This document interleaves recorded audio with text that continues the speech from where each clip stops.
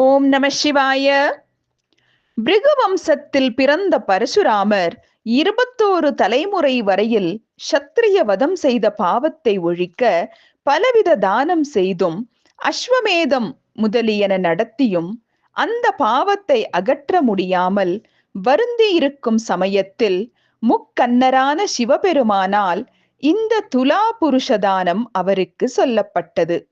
பாவத்தையே செய்து வந்தவனும் பலரை சிறையில் இட்டவனும் பலரை கொன்றவனும் பிறன் மனைவியரை கூடி கலந்தவனும் மதுபானம் செய்தவனும் மாமிசம் தின்றவனும் குரு பத்தினியை கூடி அனுபவித்தவனும் உண்ணத்தகாதனவற்றை உண்டவனும் குழந்தை வதை செய்தவனும் யாகம் செய்வதற்கு அருகரல்லாதவருக்கு யாகம் செய்வித்தவனும் ஒரு நாள் உபவாசம் இருந்து இந்த தானத்திற்கு முயற்சி செய்ய வேண்டும். வியாச முனிவரே, துலா புருஷ தானம் செய்பவன் முதலில் இந்திரன், வருணன், வாயு, நிருதி, புதன், அக்னி முதலிய தேவர்களுக்கும் பிரீத்தியாக ஹோமம் செய்ய வேண்டும். கிரக தேவதை, இஷ்ட தேவதைகளுக்கு வியாகிருதியில் அதற்கு பிறகு ஹோமம் செய்ய வேண்டும். யத்தேவா தேவஹேட்டனம் என்னும் மந்திரத்தாலும் யதிதிவா என்னும் மந்திரத்தாலும் யஜ்ஜாக்கிரதா என்ற மந்திரத்தாலும் பசு நெய்யினால் சாக்கல்லிய சூத்திரரோக்தமாக ஹோமம் செய்ய வேண்டும். இவ்வாறு தேவ பிரீத்தியாக ஹோமம் செய்து 2 யக்ஞ ஸ்தம்பங்களை நிறுத்தி அவற்றில் கணபதியையும் ஸ்கந்தரையும் ஆவாகனம் செய்து கந்த புஷ்ப தூப தீபங்களால் ஆராதித்து அவர்கள் அனுகிரகத்தை பெற்று பினாகபாணியான சிவபெருமானை ருத்ர சுக்தத்தால் ஆசனம் முதலான ஷோட சோப சங்காரங்களோடு பூஜித்து பல தின்பண்டங்களை நிவேதித்து யானை தோலை அணிந்தவரை உமாபதியே சூலபாணியே என்று துதித்து அடியேன் செய்த பூஜையை ஏற்றுக்கொண்டு அருள் புரிய வேண்டும் என்று பிரார்த்தனை செய்து பிரம்மகூர்ச்ச பவித்திரமணிந்து சூரிய எஸ் எய்வது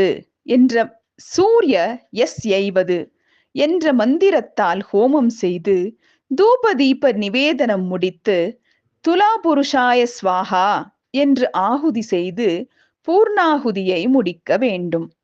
துலாவை அதாவது தராசை சித்தம் செய்து அதன் ஒரு தட்டில் திரவியத்தை வைத்து மற்றொரு தட்டில் தான் ஏற வேண்டும்.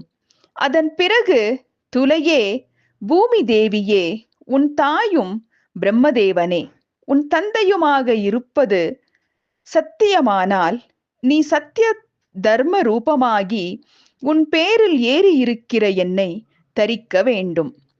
சத்தியத்தினாலேயே தேவர்களும் முனிவர்களும் நற்கதியை அடைந்திருக்கிறார்கள். அந்த சத்திய ரூபமாகிய நீ என்னால் செய்யப்பட்ட தானத்தை அங்கீகரித்து என் பாவத்தை போக்க வேண்டும் என்று துதித்து தூலையினின்று இறங்கிவிட வேண்டும். பாரமான தன் தேகத்தை விட திரவியத்தை சாமான்யமாக நினைப்பவனே இந்த தானம் செய்வதற்கு அருகானவன். இந்த தானத்தை ஒருமுறை செய்தவன் சகல பாவங்களும் ஒழித்தவன் ஆவான். 2ஆம் முறை செய்தால் சிவகண தலைவர்களில் ஒருவனாக சந்தேகமின்றி திகழ்வான். 3ஆம் முறை செய்தால் சிவ சாருபியத்தை அதாவது சிவன் உருவை அடைவான். இந்த தானம் பூரணை, வருஷ பிரவேசம், கிரகண காலம் முதலிய புண்ணிய காலங்களில் புண்ணிய கஷேத்திரத்திலாவது தீர்த்த கரையிலாவது செய்யத்தக்கதாகும்.